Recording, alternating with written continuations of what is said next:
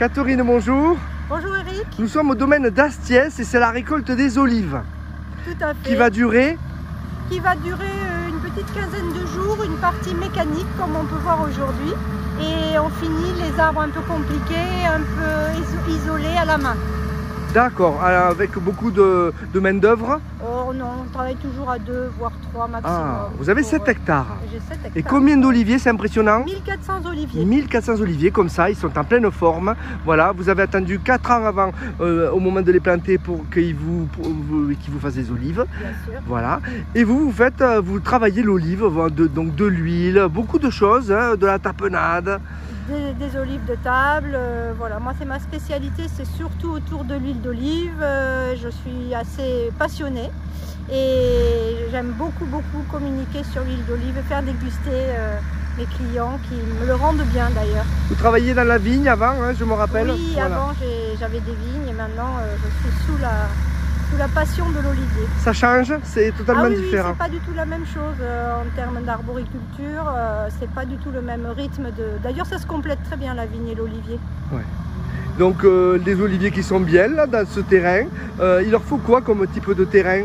Bien là, on a un bon terrain ici argilo-calcaire, il faut un petit peu d'eau de préférence quand on a des problèmes goutte à de goutte sécheresse. vous faites, hein? On arrose avec du goutte à goutte. Voilà. Depuis longtemps vous arrosez au goutte à goutte? Oui, quasiment depuis le début, et de ce fait on peut avoir des récoltes assez régulièrement. Mais enfin, il faut maîtriser, il faut avoir un savoir-faire, il faut tailler, faut donner, faut fertiliser. Et j'insiste pour dire aussi que c'est notre première récolte en bio. J'allais vous le dire, c'est un événement. Donc plus de produits chimiques, des produits naturels, hein, c'est ça? Uniquement d'origine naturelle. Donc plus cher, forcément, plus cher. Synthèse. Et ça, c'est un choix. J'habite au milieu des oliviers. Ah, c'est un cadre fabuleux. On n'est pas très loin de Béziers, c'est à côté de Tézan, sur Tézan, la commune de Tézan. Et c'est un cadre superbe. Je vais filmer un petit peu. Voilà, on est dans la campagne. Et c'est agréable. Hein, je sais pas ce que... mais c'est merveilleux. Vous habitez là, vous? Ah oui, moi j'habite au milieu des oliviers et tous les jours, je remercie le ciel d'être ici, de profiter du beau soleil. On ne peut pas dire qu'on a un très mauvais temps. Vous n'êtes pas loin de tout non plus? On a un peu de pluie, mais bon... Ah oui. Vous n'êtes pas loin de tout? Vous Béziers pas loin? La mer est proche, la montagne est proche, on est idylliquement... Bon, l'Occitanie c'est magnifique, hein, n'est-ce pas? Tout à fait.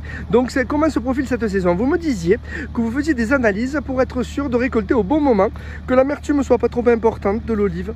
Exactement. Vous envoyez des labos? On fait des petits prélèvements d'1 kg, 1,5 kg. Labo à Aix-en-Provence fait de l'huile, un tout petit moulin.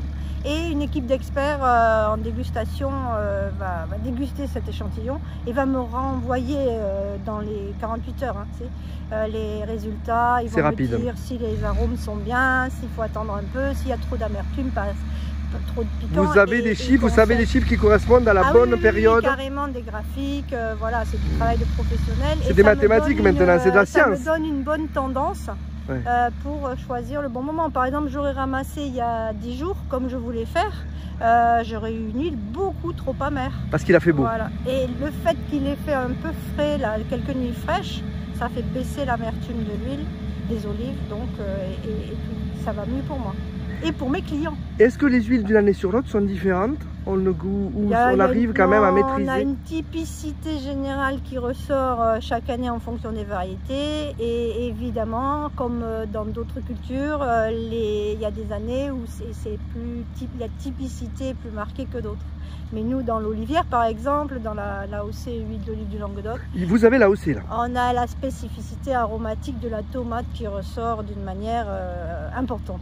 D'accord. Voilà. Ça faisait 15 ans que vous le demandiez, l'AOC, oui, et vous avez obtenu, ça fait combien d'années l'AOC? Là, c'est la deuxième récolte où on peut avoir une AOC en huile d'olive du Languedoc. Ça change tout, non? Ah ben oui, au point de vue communication, ça rassure le consommateur, c'est une protection de notre savoir-faire. Voilà, c'est un plus, c'est un label qui est un plus. Mais bon courage Catherine pour cette récolte. 1000 arbres, il va falloir les faire. Là on en est vous débutez aujourd'hui là, hein? Oui, on débute aujourd'hui. Donc on est au 6 ou 7e arbre. On a vu comment vous vous y prenez, chaque arbre l'un après l'autre. Voilà. Et bon courage. Merci beaucoup Eric, bonne journée. À bientôt. Au revoir.